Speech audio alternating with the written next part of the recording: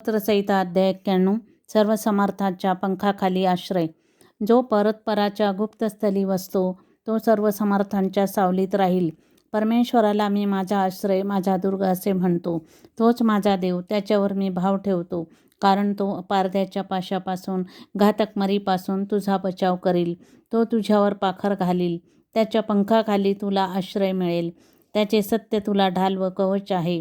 रात्रीच्या समयीचे भय, दिवसा सुटणारा बाण, काळोखात फिरणारी मरी, भर दुपारी नाश करणारी पटकी, ह्याची तुला भीती वाटणार नाही. तुझ्या बाजूस सहस्रवधी पडले, तुझ्या उजव्या हातास लक्षवधी पडले, तरी ती तुला भिडणार नाही. मात्र तुझ्या डोळ्यांना ती दिसेल आणि दुर्जनांना प्राप्त होणारे प्रतिफल तुझ्या दृष्टीस पडेल. कारण परमेश्वर माझा आश्रय आहे असे म्हणून तू परस्पराला निवासस्थान केले आहे.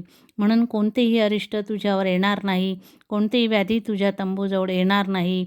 कारण तुझ्या सर्व मार्गात तुझे रक्षण करण्याची तुझ्याविषयी तो आपल्या दिव्यदूतांना आज्ञा देईल.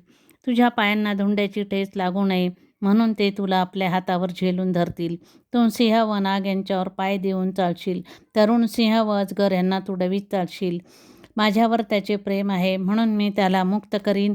त्याला माझ्या नावाची जाणीव आहे म्हणून मी त्याला उच्चस्थळी सुरक्षित ठेवीन. तो माझा धावा करील तेव्हा मी त्याला उत्तर देईन. संकट समयी मी त्याच्याजवळ राहीन. मी त्याला मुक्त करीन. मी त्याला गौरव देईन. त्याला दीर्घायुष्य देऊन त्याला मी सिद्ध केलेला तारणाचा अनुभव घडवीन. आमीन.